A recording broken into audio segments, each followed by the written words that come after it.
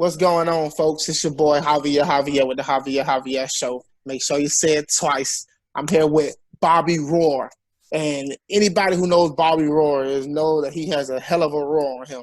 I've been a writer for years. I've been a podcaster. I've been a musician. Getting my voice out and getting my message heard is basically one of my biggest priorities right now. I've gone to college. I've done different things. I'm primarily an autodidact. I take my time to learn what I want to learn. I don't allow school to get in the way of my education. I purchase textbooks and read them on my own.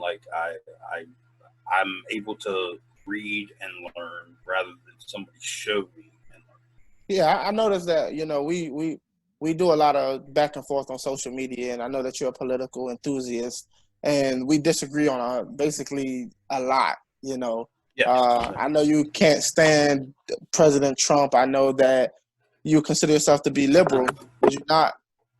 I'm liberal in the sense that I'm open-minded. Okay, so, but you're definitely not conservative.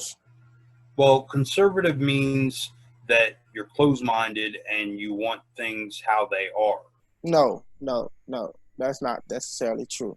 But conservative, that it is like conservative is not open to change. Well, then you have to explain why conservatives agree with the free market. You have to explain why, we really appreciate moving forward when it comes to products and services and lifting people out of poverty. And, we just believe in a fundamental traditional values, things that has been proven and tested throughout time, just like the family structure. These are things that have been proven over time. It's not that we don't want things to change. We want to keep the good things that we know works. But when you say tradition, that means you want to keep it how it is. Certain things. Okay. But when you say tradition, and when you say keeping it how it is, or when you say well, you said the word closed-minded. You said that conservatives are closed-minded. I don't see conservatives being closed-minded. Because what I'm saying is you and I'm not saying closed-minded in a pejorative sense.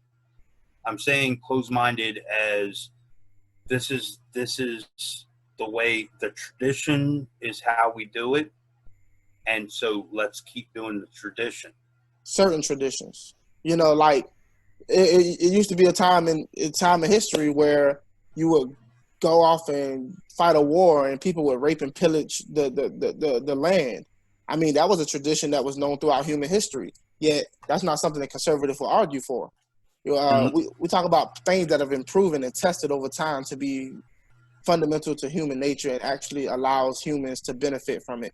And I think you wouldn't disagree on some of the things that conservatives actually root for. I think you would be for fathers being in the home. I mean, I don't think anybody disagrees with that. That's traditional. I think you believe in free market. I believe in free market, but I believe in regulation. Okay, so I don't know any conservative who doesn't agree with some certain extent of regulation. It's the amount of regulations and what we regulate is probably where conservatives and people on the left side disagree. But, I know some conservatives who want to ban porn. In a sense, that's regulation. I'm not with that. I don't think that's a true conservative value, but yet conservatives agree with that. We don't always agree on everything. So I guess I'm giving you time to straighten out your statement when you say conservatives are more closed-minded. Now, I will agree with you that liberals tend to be more open-minded, but I wouldn't say conservatives are closed-minded. Okay, I shouldn't say closed. I should say their minds are more closed than liberals. Okay, we can start there. Yeah. Like liberals have more of an open mind, and sometimes too fucking much of an open mind. So where their brains fall out. Exactly. and sometimes conservatives have too closed of a mind to where they don't let anything in. Well, it could also be said on the opposite side. Liberals can sometimes be very closed-minded. Like Okay. for instance, there are certain liberals who care so much about ending racism that they're willing to do any and everything to obtain that goal. Yes. And they refuse to see the other information out there that allows them to reassess their position and see maybe their solutions don't necessarily work. So while they consider themselves to be open-minded, they've closed their mind off to a lot of other solutions. You're Does that true. make sense? Yeah, no, that's absolutely right. That's So, absolutely right. so what's the difference? Conservative, liberal? What? Like, I'm trying to get your explanation. It's human psychology, I guess. It's I'm just saying on a general level, conservatism wants to keep tradition, which means which means more like what we've done in the past. That works. Liberalism is a bit more like when I say Willing to open try new minded. things. Yeah, that Yeah. and I guess the language that we're using is where the miscommunication comes in, because when you say closed minded, somebody thinks, oh, that's pejorative. You're coming at me, Yeah. but that's not really the intent behind what I'm saying. Yeah, and the reason that I stopped you there was because I understood if somebody's listening, they'll instantly pick up and say, closed-minded, what do you mean by that? And it just means that liberals are more open to trying new things, which Yes, you have to ask from a practical sense. If we know something works, why are you trying to fix it if it works? because there are things that don't work. Okay, so what about the conservative values that doesn't work? Well, our justice system doesn't work. That's not a conservative value. Okay, but conservatives keeping law and order the way it is a conservative type of value. Well, I, where are you getting that argument from? The keeping law and order. I mean, Trump just signed an executive order changing a few things when it comes to police reform. Uh, I mean, Okay, but when you sign things, that doesn't necessarily mean that real change happens. well, what That do you mean by real change? That's the question. Define real change. okay, actually restructuring the system, Okay, why do you feel like the whole system needs to be restructured? because a lot of people are dying and a lot of the police are overstepping their boundaries, and Okay, they aren't leading. Like when you have a badge and you have that responsibility, you're held accountable to that responsibility, okay, and we have to we have to hold them up higher than everybody else, I agree because with you. they have that power. So let me ask you. You said overstepping their boundaries. Yes, So if there is boundaries, that means the system has already let the society know that these are the boundaries that we draw. And there are bad cops who overstep the boundaries that the system has already put in place to say you're not supposed to do these things.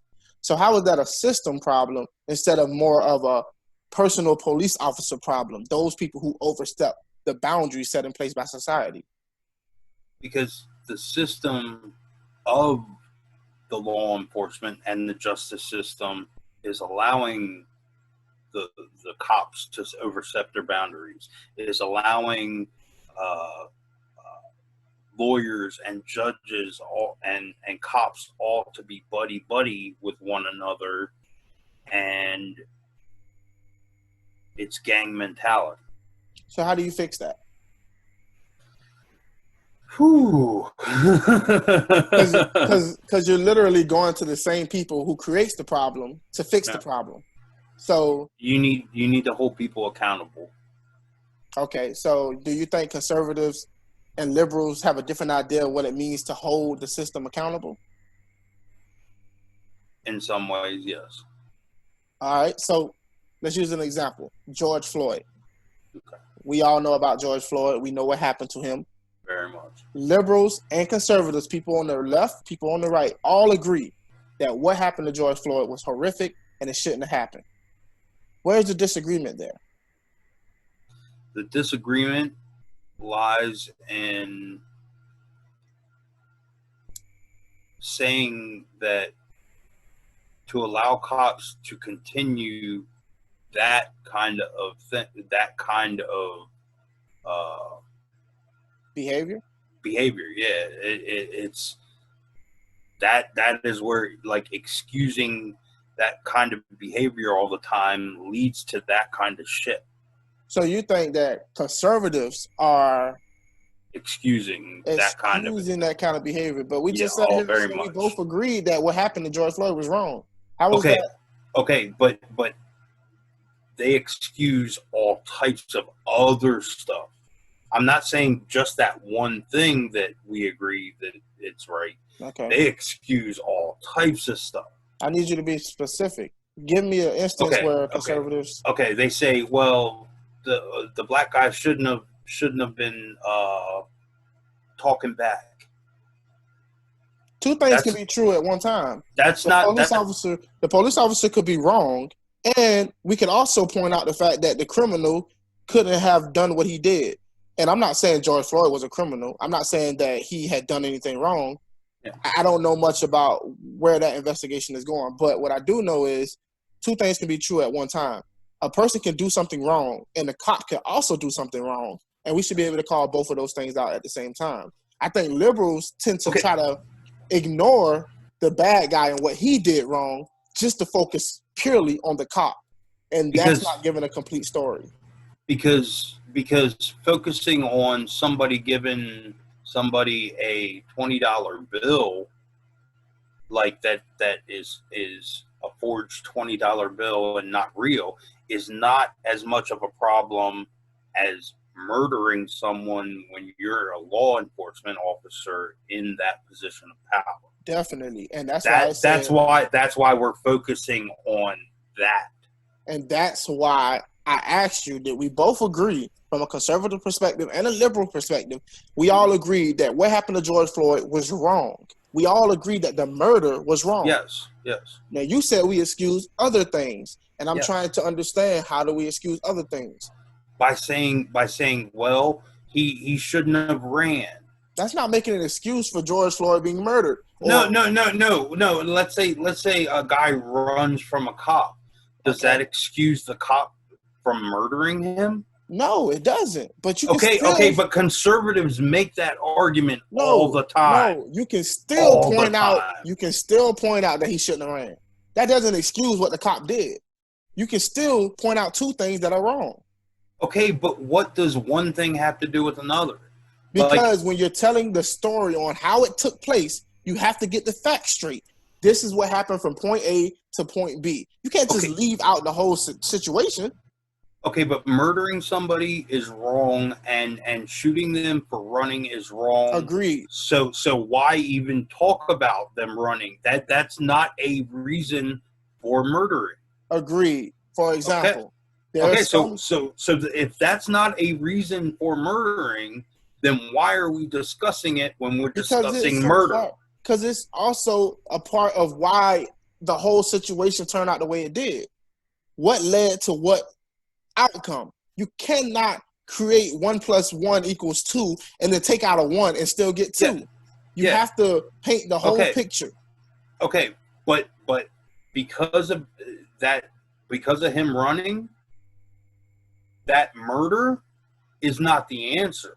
Of course it isn't. But he still ran. Okay, so arrest him. Of course. We agree on that. But why can't we just simply point out he ran?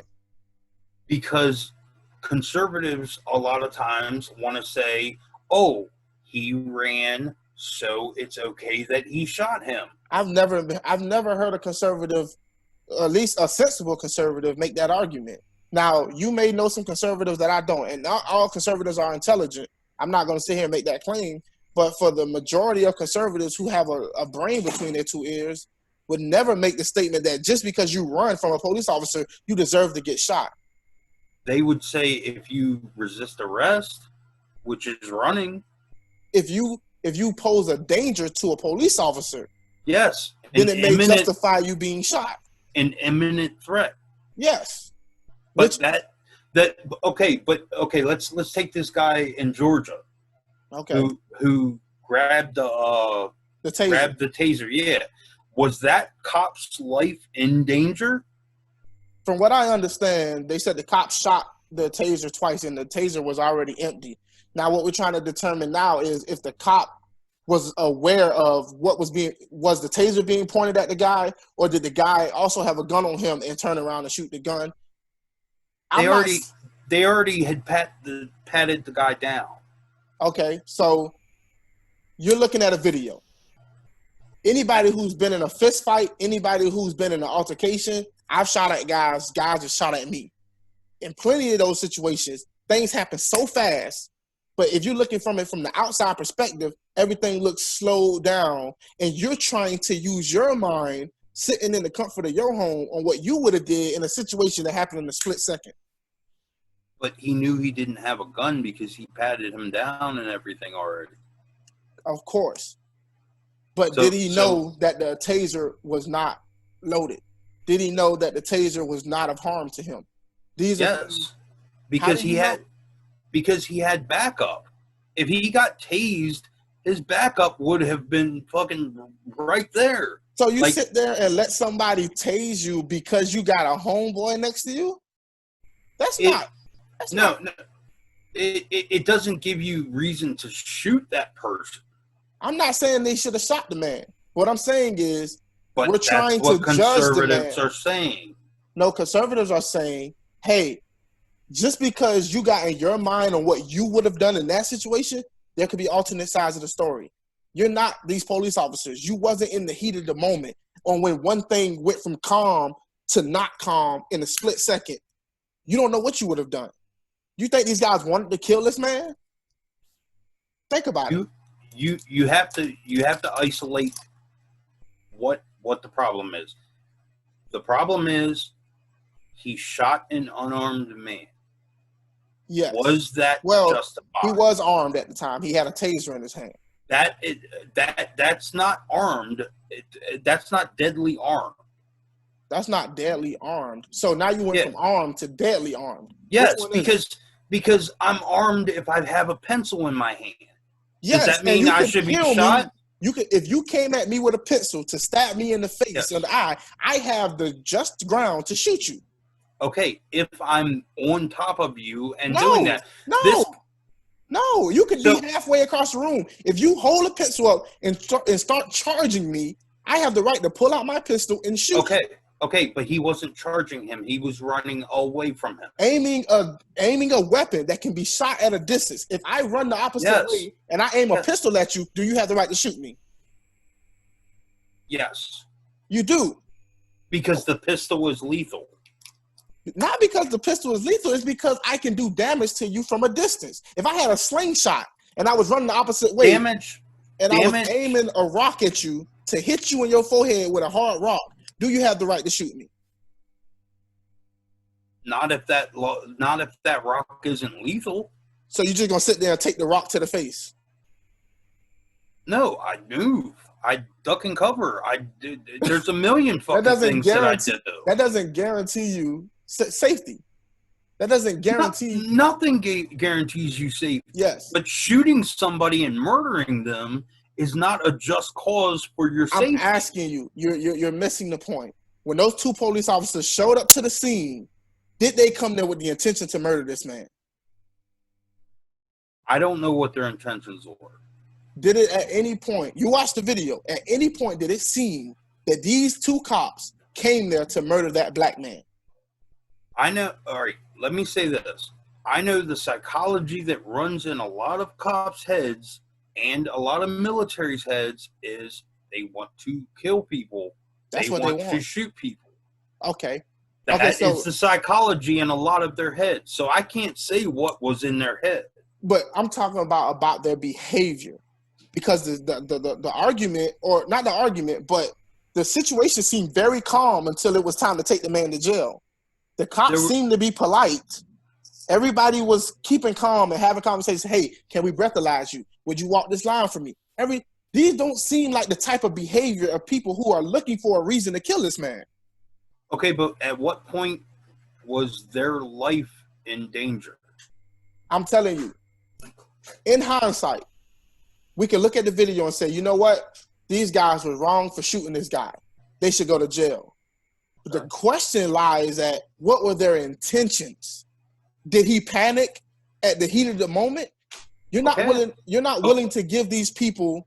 Okay, but when you panic in the heat of the moment and do something, you still need to be held accountable for your action. Yes, but also intentions matter. Okay. That's why they have a difference between murder and manslaughter. Of course. So that's what the argument is from the conservative perspective. We got liberals going out in the streets, burning down Wendy's and demanding first-degree murder.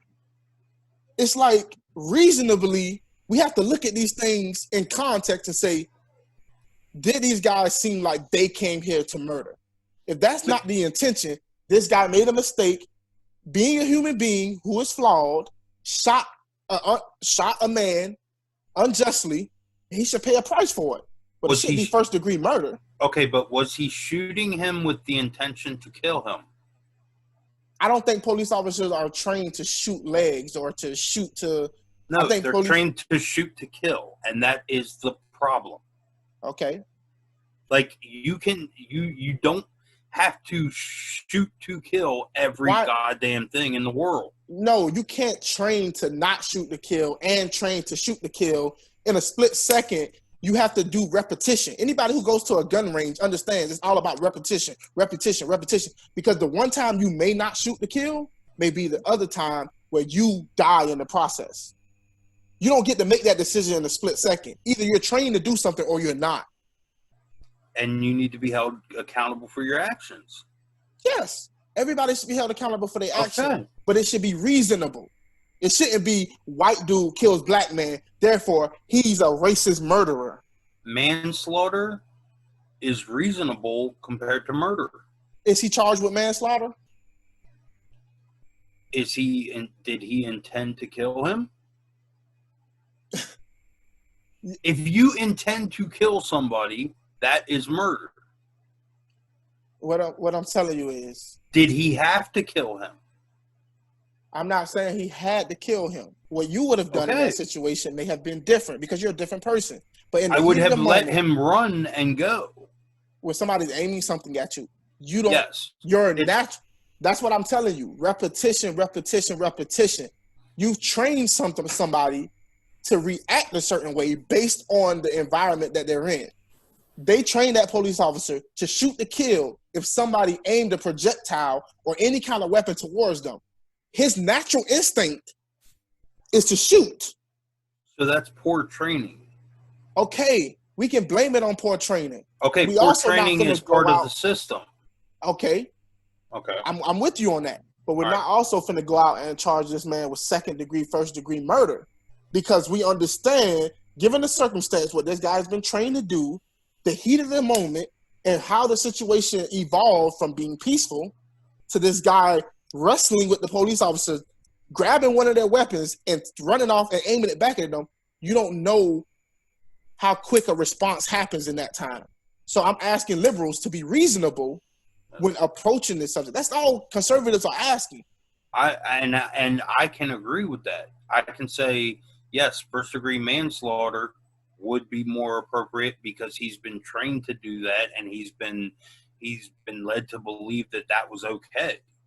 Now we have to get into, should police officers be trained to shoot to kill? That is the next question we have to ask. Yeah. And I brought up this point earlier. What happens when you don't shoot to kill and it costs you your life? That is a collateral damage and part of the job. Awesome. You know what you get into. Awesome. So let's say we go with your plan. Okay. How many more people refuse to be police officers because they are not allowed to defend their lives? You can defend your life without taking somebody else's. Have you ever been shot by a taser? No. Okay. I've seen many people shot with tasers and literally keep coming at the police officer. doesn't faze them. I've seen guys shoot at police officers. It happens. The police officer walks up to the car for a traffic stop. Boom, guy has a warrant, doesn't want to go to jail. Boom, kill police officer. It's and go ahead. go ahead. No, If that police officer is alone, then yes, I understand. But when that police officer has backup, there's no reason to think your life is in danger because you have backup.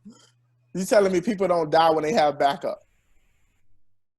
I'm not saying people don't die when they have backup. I'm saying that if a guy running away from you that's shooting a taser it shoots a taser, should that taser actually hit you, he's still running away from you and another person is backing you up, running towards him. So it's not like that guy is going to come back and get your gun and take it and shoot you. All right, so I'm glad you're thinking rational because people in that situation are not thinking as rational as you're thinking right now. You can agree with that, right? Yes, but it's because of the standards we set for police officers. Now, I agree. Police reform needs to happen. I think conservatives agree police reform needs to happen. But we're in a situation where the conversation is being hijacked by one side of the spectrum to where we know everything that's right. And anything that you say in defense or in response to what we're saying must be you're making excuses for police officers. You're trying to justify murder. And no conservative is saying that. It's kind of hard to have a real life conversation when one side of the fence has the moral high ground and refuses to hear anything on the opposite side of the fence to make a reasonable argument. Look what's happening right now in Congress. You know, the Senate has a bill, Congress has a bill, and they're both like, accept our bill or it's take it or leave it. That's not how this works. And that's where the give and take comes. That's where the checks and balances come. That's where we can't just expect one side to be over dominant, and because that's where balance goes all out. I agree. And having the balance of tradition and conservatism is good. Having the balance of liberalism and progressivism is good so that we can balance it out. Otherwise, you have either libertarian anarchy or communism anarchy. Of course. And either way, both of those we're not at a point in our time where we have evolved as a people to be able to actually have that in large masses. So let me ask you this. Do you denounce the leftists on the left side of the political spectrum? Do you denounce people who shut down conversations, people who go up and beat up people in the streets and riot? And, do you denounce all of those people on the left side? Not real liberals. I'm talking about classical liberals are good. But this is one of the biggest problems that we have in America. I'm a conservative. You're talking about neoliberals. Neoliberals, yes. I'm a conservative. I'll tell you right now, neo-Nazis, far-right extremists, all of those people, I denounce. Any of their actions, I don't justify. I need people on the left to clearly make a distinction between what true liberalism is versus those people who are trying to hijack the movement. Are you willing to denounce those people? 100%. Awesome. I denounce anybody who tries to take away freedom of speech. I denounce anybody who tries to take away freedom of protesting. I denounce anybody who tries to take away freedom of religion. And these things, like religion is a more conservative thing, but I fight for that right because it's all freedom of thought. Like It all falls under freedom of thought, and thought crime is not a crime. We should not be punished for thought crime. I agree with you, and I'm glad we can make that concession towards one another because a lot of times I think conservatives get angry because it's like you're trying to call conservatives out all the time, but look at what people right next to you are doing, and nobody's willing to make the distinction. And I think the Democrats who ran for president played with these ideas, these leftist ideas, and trying to somehow make them meld together. And I don't think they belong. Liberals, real liberals, believe in liberty, freedom of expression, and all those things you just named. But Donald Trump, at the same time, is exploiting the hell out of the fucking conservative side. I'm glad we get into this. I'm glad. Yeah, because Donald Trump doesn't want you to go out and protest unless it's what he wants. He doesn't want you to go out and have freedom of religion unless it's Christianity. Okay, so like look, that's what I'm saying. Like, that authoritarianism on both sides is fucking, that is terrible. That is what we need to eliminate. And Donald Trump is the president and needs to be held accountable and needs to be taken out, because he is causing that type of stirring up. Yes. Look, Donald Trump's strength comes with him being able to identify those who are in group versus those that are out group. He's very good at doing those things. I tell conservatives, you do not have to defend Donald Trump. You are conservative with or without Donald Trump.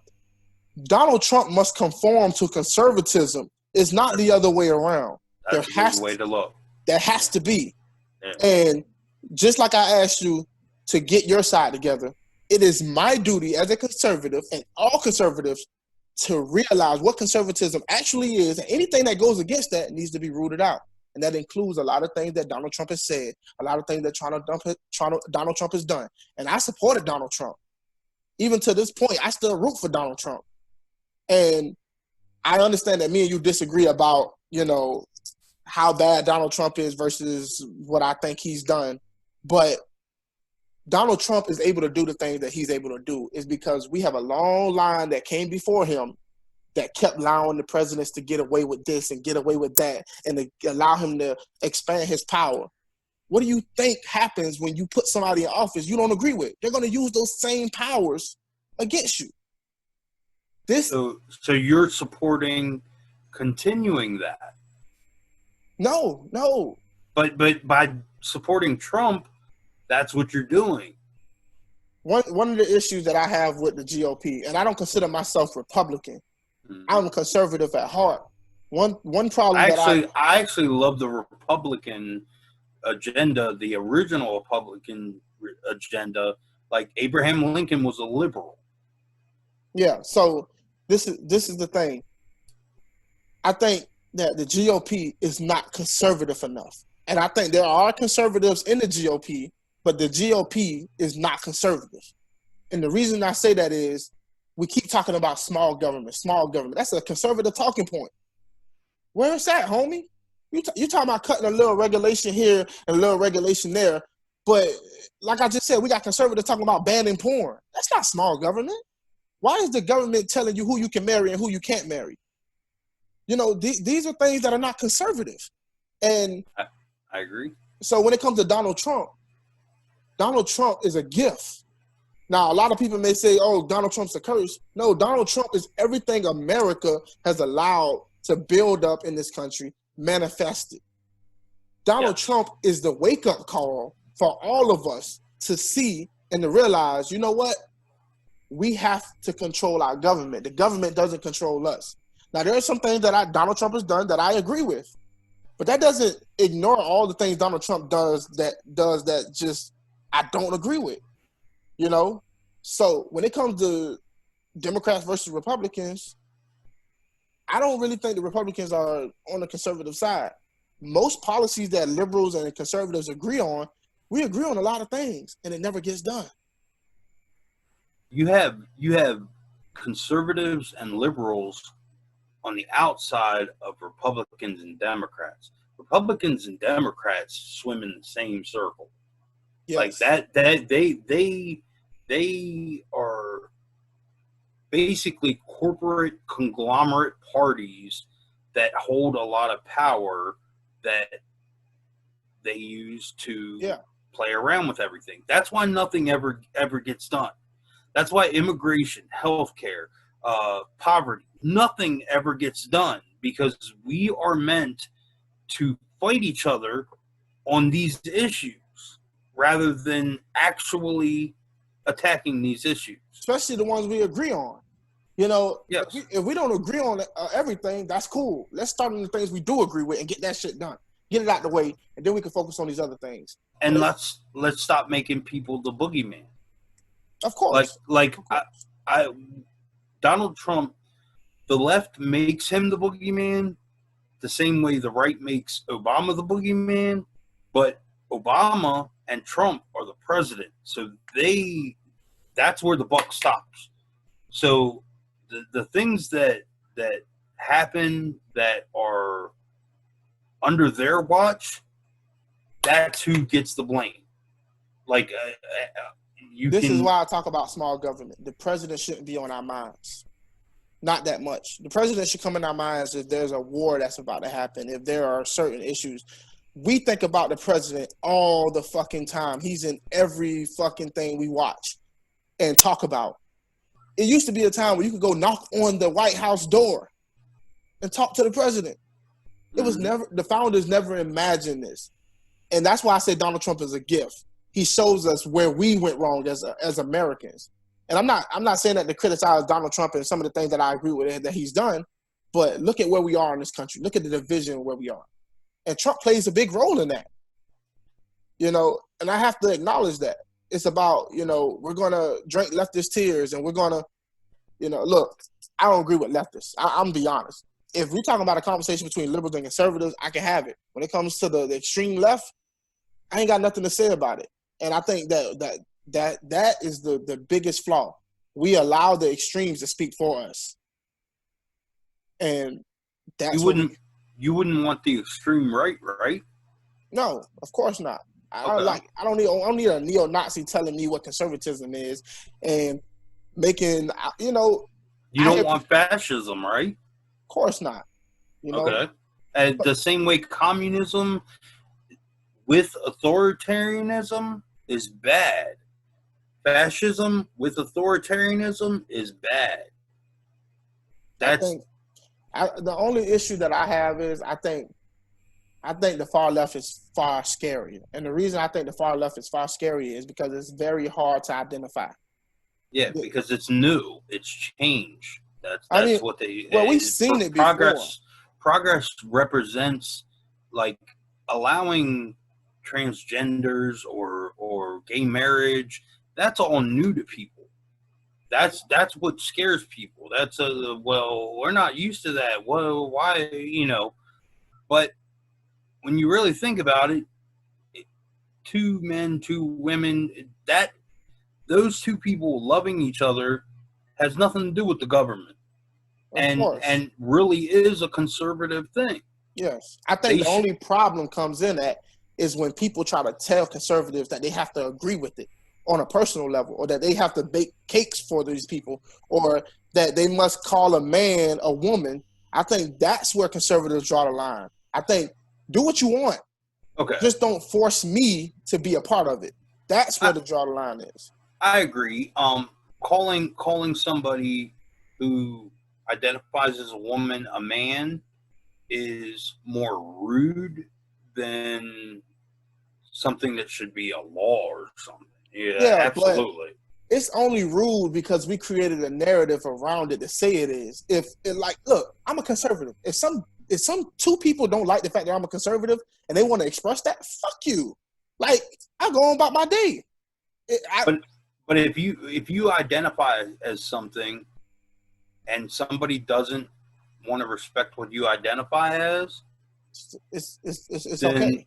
It's okay. It's okay, but it's rude. As long as you don't hurt somebody, if you don't go out of your way to actually harm these people, you don't put your hands on them, I think we need to encourage people the right to say, you know what, I don't have the right to not be offended. Now, look, we can say it's rude, but oh well, that's life. You know? Yeah, absolutely. I'm with you on that. Okay, cool. I think now when it comes to baking cakes and giving services to people, if you are using taxpayer dollars to make your business be able to move, and those taxpayers are gay, transgender, lesbian, so on and so forth, then you need to accommodate to them too. I think that if you are benefiting from society, you should have to offer your services to all of society. I do agree with that. Absolutely. You know, And then we're right there. Yeah. Now, if you want to cut off that aid or whatever it is you're getting from the government and just to keep your stance, that's fine. But you taxpayers, some of these same trans people pay taxes. Get over it. You know. But these businesses use all these roads that. No. I'm not gonna buy that argument. I'm not gonna buy that argument. I'm not gonna buy the argument that we use the same roads and we use the same lights. At the same. Okay, but we do. We do, but at the same time, if you use the same road that I use and I become a multi-billionaire because I use the same road as you, why should I owe society more than what you owe society? Because I became a billionaire? Because society paid for those roads to be made. Yes, but if for instance, I'm a billionaire. I use the same roads you use, and you only got a few $1,000s in the bank.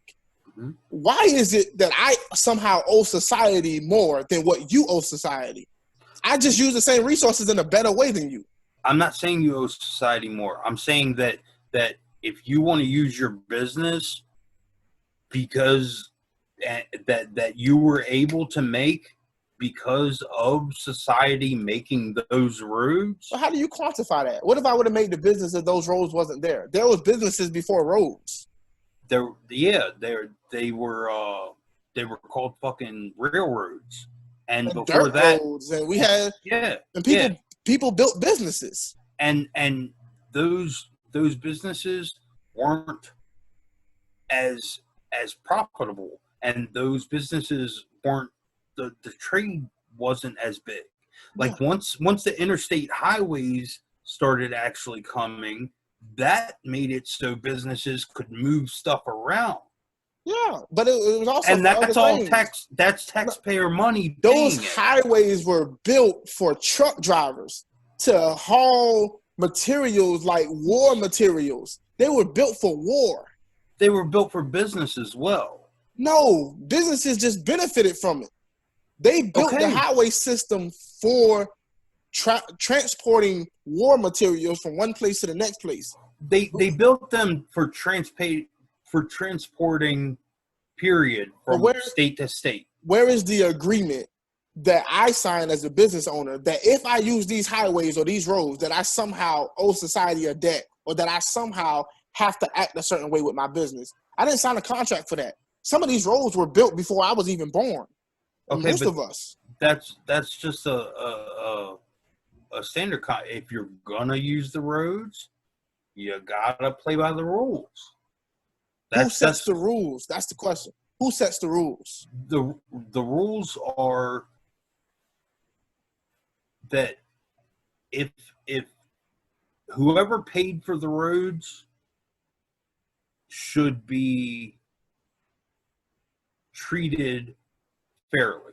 So if you never paid taxes, should I be able to deny you service? No.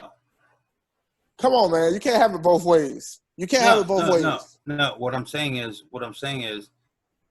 nobody never pays taxes. Nobody ever. What if you never had a job? Everybody pays sales taxes. Not if you got food stamps. Everybody has paid taxes. If I got a welfare house, I got food stamps, I don't have a job, never had a job, I just live off the government, I don't pay taxes.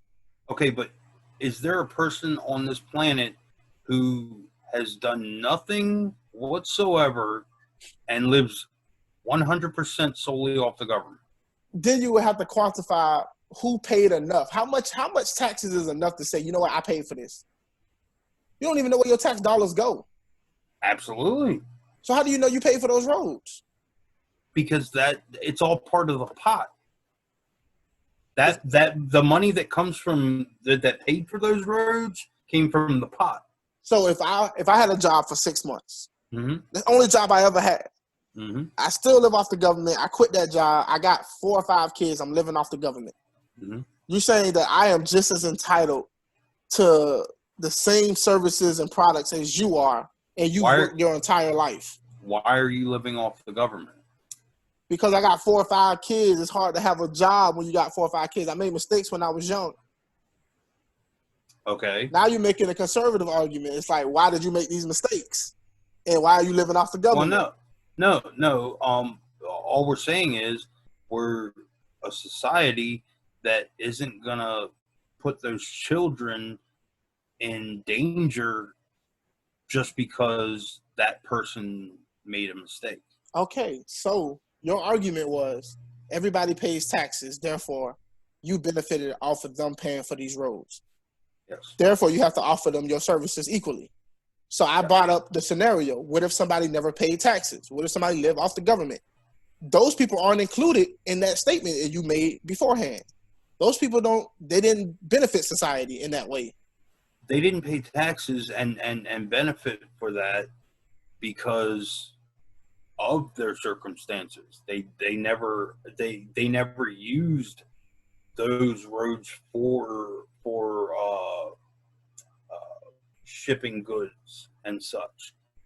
So you're saying that regardless if you pay taxes or not, you should be able to benefit from services. So why is your argument that everybody paid for these roads? Your argument shouldn't be that, because if somebody didn't pay for the roads, you would still argue that they should be able to get those services. My argument is we're all human beings and we don't allow somebody to die on the street. Well, I'm not talking about we should kick people out of, homes and shit. I'm not arguing that. What I'm saying is, but you are. If a person has not paid taxes and benefited society, do they still have the same rights as you to go into that store and get the same services, or can they be denied? As a human being? So your argument is changing now. It's not about who all paid for the roads. It's about being a human being. No, you're asking me what rights people have and what they don't. When you talk about civil rights and human rights, that's what we're discussing. Okay, so what are human rights? That's what we should say. Okay, so we were talking about, should a person who benefited from the roads and stuff have to bake a cake for somebody? And you said yes. They should, because they're using him. They're using the roads that everybody paid for. Yes. That was your argument. So I'm saying, what happens if you're a person who didn't put into the big pot? Should they have to bake that cake for you? Yes. And your reason for that is? Because we're human beings and we don't leave people behind. Hey, baby doll. Okay, so it's two separate arguments. Oh, how you doing? It's two separate arguments you're making. Give me a second, baby. I'm talking on the phone. If we're all human beings, why do you need to make the argument that we all built the roads and that therefore you owe us? You might as well just say we're all human beings and you have a human right. But then also you would come into the problem is, it's my human right to deny doing services with people. It's my body. I should be able to do with it as I please. The same argument people say is, don't tell a woman what to do with her body. Okay, a human right does have, okay. And that's where we're I guess finding the problems. We need to define what human rights are. Yeah, that's another thing. Somebody asked me if healthcare is a human right and everybody gets it. If being able to bear arms is a human right, should the government give everybody a gun? Sounds like a logical step. My question to you is, I think the left needs to reevaluate some of the things they actually stand for, because I don't think it logically follows what comes with all that they are asking for. So you can't just posit healthcare as a human right. Says who? Like, who gets to decide what's a human right and what ain't? If I could just come out my house tomorrow and say, you know what? Free clothes is a human right. I should be able to go in Walmart and pull off anything that I want. Says who? Society. That's all it is. And right now, the job is to convince the rest of society that it should be considered a human right. Yeah. But what really is a human right? A human right is something that independent of the government that you can do on your own without infringing on somebody else's rights. So with that being said, I have the right to arm myself. I don't need your help to pick up a bat. I don't need to force you to do anything for me to arm myself, to get a gun or create a gun or to buy a gun for somebody else. Mm-hmm. You need to infringe on somebody else's rights to provide you health care, to say health care is a human right.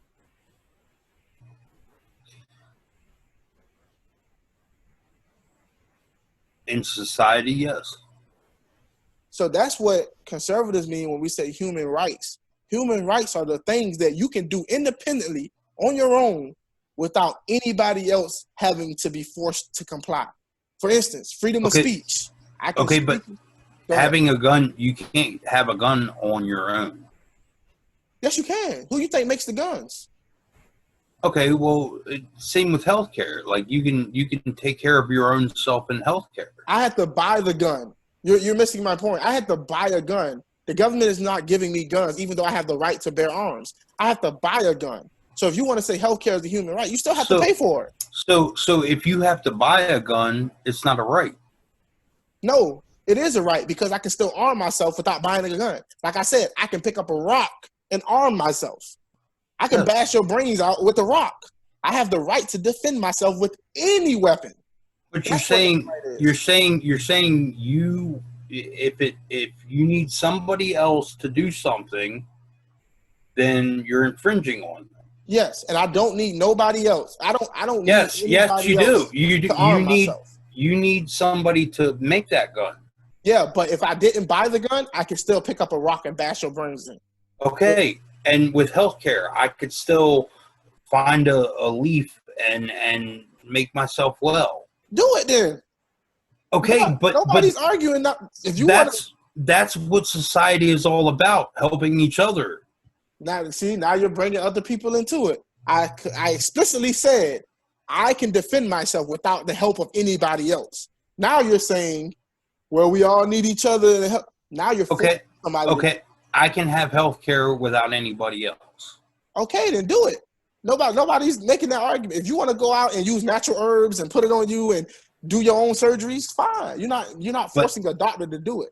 But society isn't a bunch of you don't isolate every single person in a society. Yeah, but we're talking about natural rights. We're talking about things that you were born able to do naturally without any assistance from anybody else. Those are the things that you have natural rights to.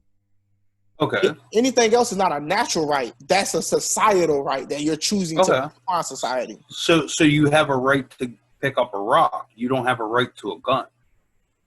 No, I have a right to buy anything to arm myself. That's what I have a right to. And you have the right to refuse to sell me a gun. You have a right to bear arms. Yes. Define arms. Anything I can arm myself with. Okay. So you have a right to buy things. No, I don't. No, that's what it's saying. Like you have a right to arm yourself. Yes. Okay. I have that right. I can do it without permission. I can just pick up a rock or I can pick up a stick. I have the right to do that. Okay. It's natural. But that's not guns. No, it's not. But if I can create a gun, I can arm myself with it. I have the right to do that. Same with healthcare. If we can create a healthcare system, then why do we not have a right to that healthcare system? You keep saying we. I'm talking about me personally. Every individual has a human right. But you didn't invent the gun. You didn't create the gun. I didn't. And you don't have to sell me the gun. If nobody wants to sell me a gun, I won't have a gun. But then you don't have a right to a gun. I'm not saying I have a right to a gun. I'm saying I have the right to arm myself. If I find a way to arm myself with a gun, kudos to me. But if it ain't a gun, I'll pick up a stick. As long as I have the right to arm myself, that's what we're talking about. It just so happened that guns help you arm yourself. Okay, but we are there is a definition of arms, and that is what the Constitution talks about. And when they define arms, they talk about guns. Yes, because the guns were available at the time to arm themselves. Of course they Okay. were. Okay, so it's not rocks. But it could be rocks. Okay, but when they say a constitutional right, they're talking about guns. We hold these things to be self-evident. Like these are the things that if I found you on an island, you would still be able to do. You would still be able to defend yourself. You would still have freedom of speech. You wouldn't have a gun. You wouldn't have a gun. You wouldn't. Okay. But you would still be able to defend yourself. So why is a gun included in the right to bear arms? You have the right to bear arms. They said guns are included because those were the best weapons they had to arm themselves at the time. Okay. But it didn't say you. And right now we have better weapons and we have better health care. Where in the Constitution does it say I have the right to make you sell me guns? It doesn't. I don't have the right for you to have to give me health care. It doesn't say that. No, but it says that we have the right to have health care. No, it doesn't. Or it says we have the right to have guns. You have the right, you have the freedom of association, where if you met another dude and y'all both decided that y'all would give each other health care, that's your freedom of association. But you can't, part of freedom of association is forcing somebody to associate with another person. So if the doctor says, I'm not doing you a surgery unless you pay me, that's freedom of association. You're going completely opposite of what the Constitution actually says. Okay, but that's the same thing with a gun. If a gun manufacturer says, but if you refuse to sell me a gun, freedom of association. I still have the right to bear arms. But doesn't that infringe on your right to own a gun? No, because I can go somewhere else and buy a gun. I can create my own gun. Okay. And that's what I'm saying with healthcare.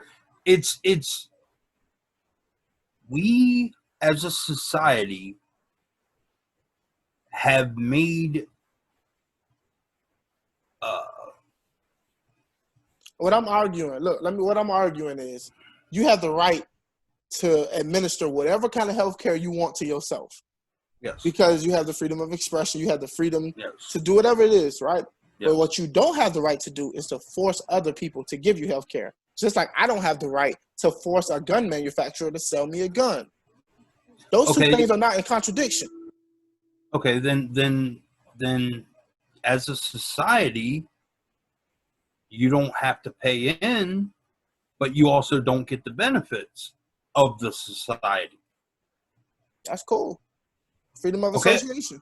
Okay, but by having those benefits of society, that is consumerism. That is the money. That is the economy. You don't get to partake in that. If you want to do it alone, you don't get to partake in that with the society. We make a contract as a society.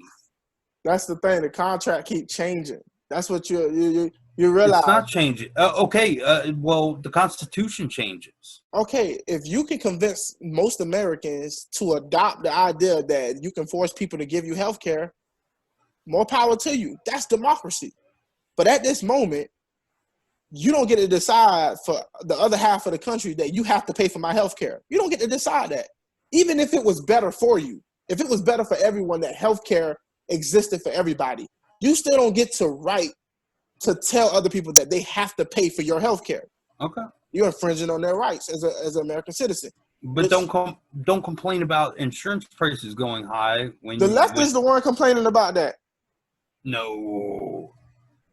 You think that it's not the right that are saying, oh, Obamacare is making insurance prices go high. No, Obamacare isn't making insurance prices go high.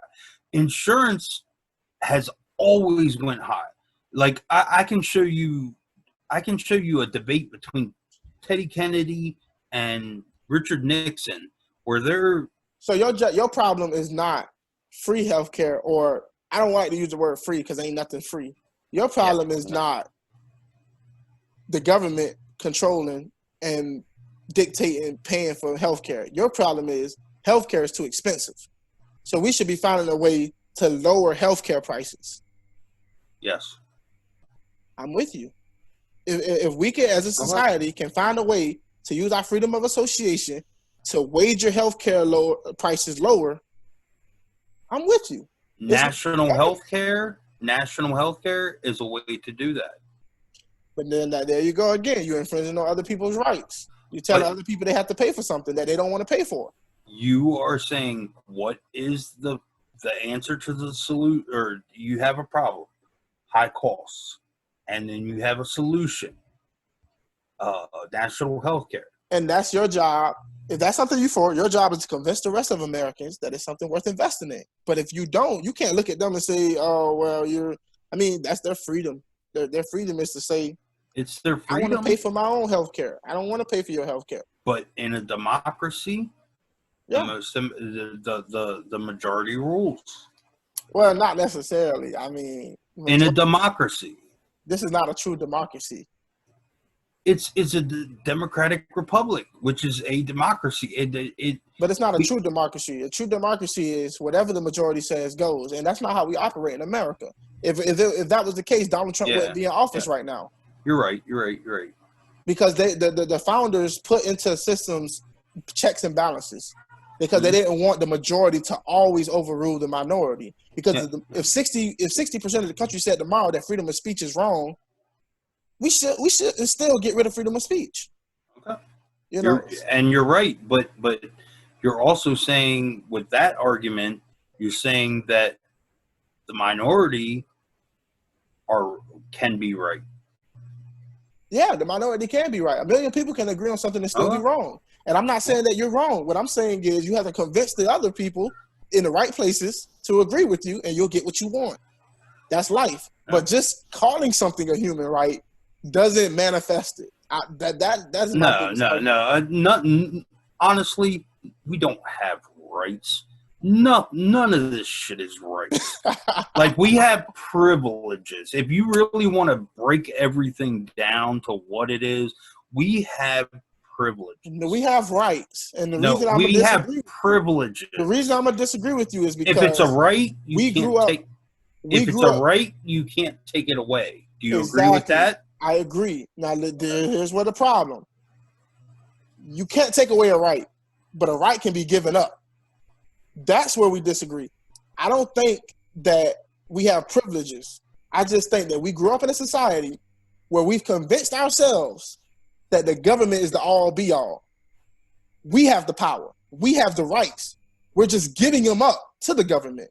And that's the problem. Can gun ownership, that's considered a right? Yes. To conservatives. Yes, it should be to liberals as well. Can that be taken away from you? No. Yes, it can. If you're a felon, it can be taken away from you. I know plenty of felons who still have guns. Okay, but they still have the right to get them. They still don't. They don't have a legal right. That's the thing, because we gave it up. We could take that back. We could take that right back anytime we want. Not legally. It's not a privilege. The government don't give privileges. We give up our rights. For instance, the coronavirus, right? The government says we need everybody to stay in the house for X, Y, and Z. We can refuse. We can just say hell no. Yeah. But we decided to give up those rights, and we stayed home. The government can't force us to do anything. That's why the reason the government keeps us divided, because as long as we're fighting each other, we're giving up our rights. They know it's strength in numbers. But it's not just the government. It's the owners of this country. We still give them our money. We still allow them to be where they at. You know how many Americans are not them? If we all rose up today and decided to kill them off, we could. Look at how much money is spent into elections every year. Fuck the money, man. Did you look at World War II? Look at World War I. Empires fall all the time. People who are starving, they'll overthrow their government. People who are desperate, they'll overthrow their government. Governments know the strength is in the people. We just keep convincing the people that they don't have the strength. Mm-hmm. So, like I said, it's not a privilege. We just don't know how to use our rights. We keep giving it up. And that's where conservatism and liberalism they meet each other, because it's a three-dimensional spectrum, not a two-dimensional spectrum. We don't just walk away from each other. Like, we meet each other on the other end. Yes. So that's why you have far-right libertarians and far-right communists actually agreeing on a lot of things. This is why I tell people, stop telling me why I should not be a Trump supporter. Stop telling me why I shouldn't vote a certain way. What you should be doing in return is, hey, I want these things. What would it take for you to come onto my side? And I should be saying the same thing to you. What would it take for us to meet in the middle? Because I've already factored in, it's not enough just to show Trump supporters on how bad Trump is. It's not enough just to show Democrats how bad Biden is. You have to offer people something in return. Incentives. Yeah, absolutely. And what drives people is fear more than the incentive of getting something. Like fear will drive people. Like, that's how Donald Trump got in. He was saying the American dream is dead. They're coming after your guns. Like, it's always fear. Yeah. Every president uses fear. The country's broke. The country's in a bad spot. We're gonna turn it around. We're gonna fix it. So why hold Donald Trump on any type of pedestal? Well, I admire Donald Trump for a simple reason, and it's the fact that the same system that we all hate tried to fight him, and he won. He started on the top of it. No, Donald Trump, the Democrats hated him and the Republicans hated him. He was born into wealth. But he wasn't a part of the political elites. Yes, he wasn't was. in any group. He was part of the wealthy elite. It's not about political. Political is lower than the wealthy elite. The wealthy elite are the owners and the controllers of this country. So is Donald Trump wealthy or not? Because I hear the argument from the left that Donald Trump ain't got that much money. Donald Trump came from wealth. Donald Trump came from wealth. What do you consider wealth? We talking Bill Gates money? Or we talking about Donald Trump dad's money? In 1970, Donald Trump's dad had $600 million.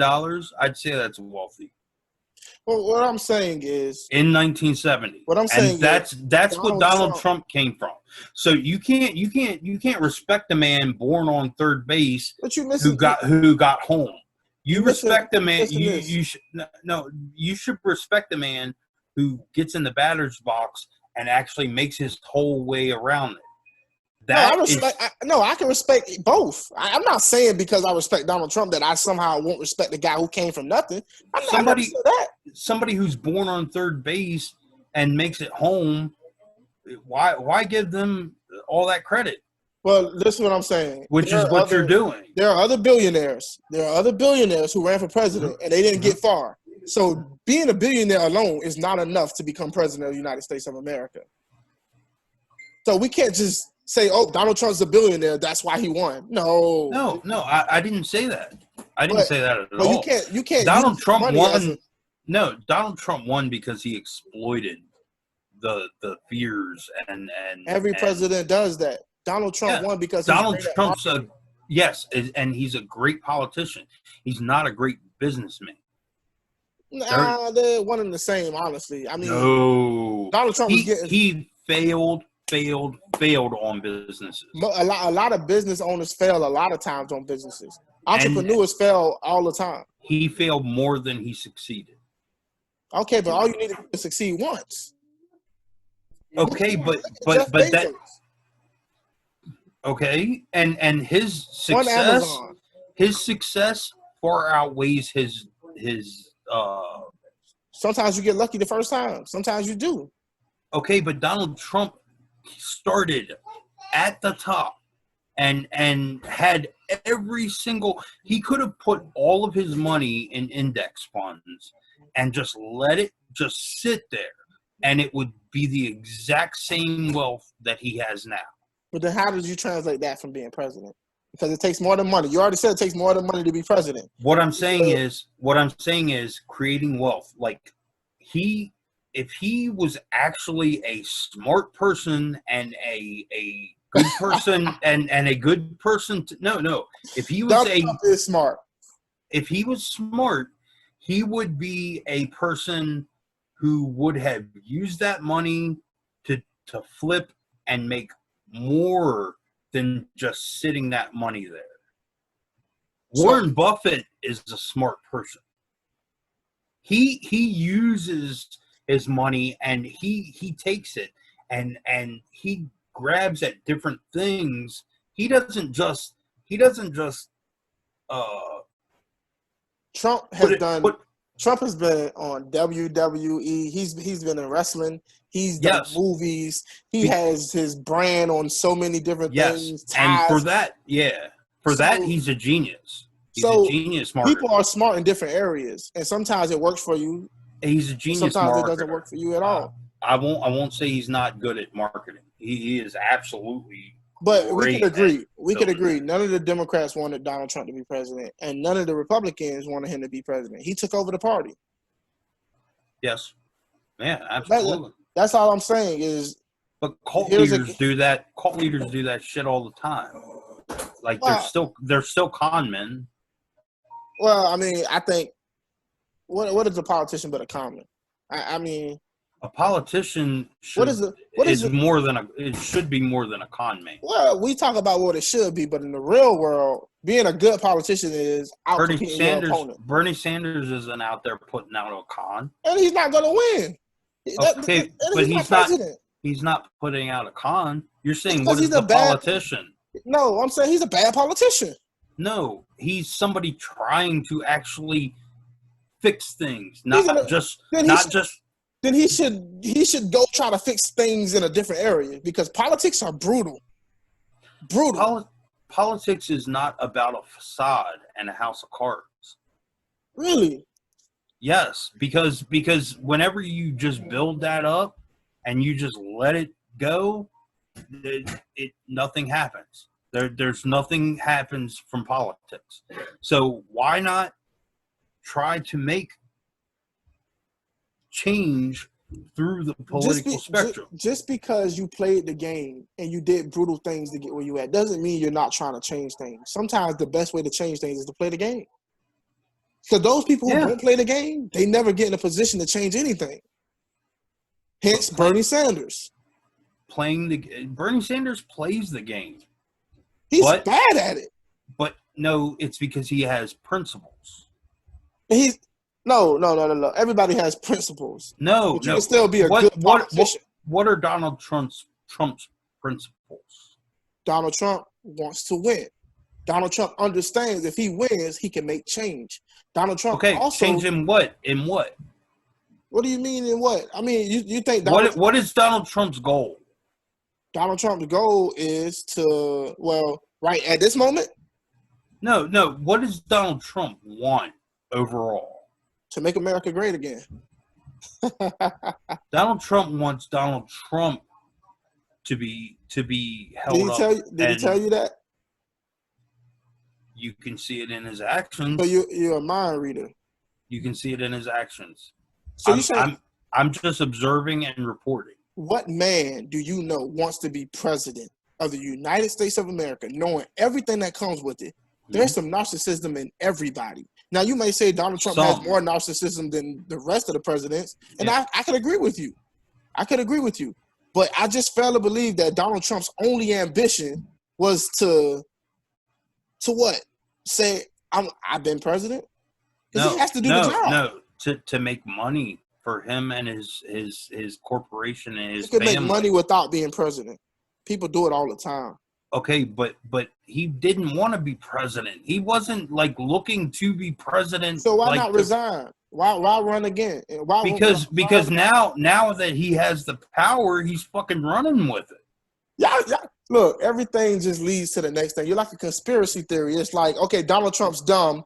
Donald Trump isn't smart. And then next thing you know, Donald Trump's doing all this mastermind stuff. No, it's not the mastermind shit. It's not mastermind. It's he fell into the fucking presidency. He figured, okay, I'll run for the presidency. I'll get all this free promotion, and if it doesn't work out, I'll just go back to the Celebrity Apprentice, and they'll pay me more money, and everything will be okay. But it ended up falling into he became the president.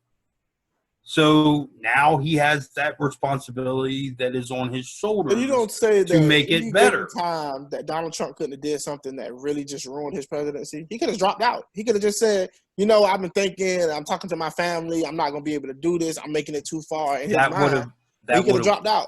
That would have weakened his brand. How? He would have still got. He would have got promotion. He would have got the airtime. No, if he just dropped out and said no, I'm not going to do this, then people would be like, all the hype that he builds up starts to go down. Okay, well, look, like he blew that balloon up himself. He blew it up and blew it up and blew it up, that hype. I'm not worried about Donald Trump. You shouldn't be worried about Donald Trump. You know why? He's in charge. Yeah, but we live in a country that put him in charge. That's what you should be more concerned about. No, I am. Yeah, Donald Trump is only what we allow it to be. Yeah, and he's the product. He's the product of what we created. And the one thing, if I can't tell liberals enough, stop worrying about Donald Trump. It's already baked into the cake. People already know what they're getting with Donald Trump. What you need to be doing is focusing on the people that voted for Donald Trump and trying to change them. Yes, yeah. That's what you should be focused on. You're right. And I try to explain to people, I'm not defending Trump. I'm just explaining to you what's going on. Now, there's some liberals out there who just want to argue with me, but I don't care to argue. What I'm trying to explain to people is this is why we have Donald Trump. And if you want to change it, this is what you need to do. People just want to go back and forth. And, well, how can you? I'm like, you're proving my point. You're proving my point. You're trying to win conservatives by saying how bad Donald Trump is. That's not how you win conservatives. I can't win you over to right by telling you how bad Obama was. When does that ever work? But I appreciate you coming on, man. You want to plug anything? You want to tell anything about anybody about anything? The podcast is going. It's Hear Bobby Roar. You can follow me at Hear Bobby Roar. Facebook, Instagram, Twitter. Facebook, Instagram, Twitter. Go check them out. And I appreciate you coming on, man. And don't worry about what happened in the background, man. We ain't. No. You know what I'm saying? We real people. Life we real people, and that's what this show is about. This show is about real people having real conversations. So that's life. So appreciate it, and we'll be talking. Thanks, folks. Till next time.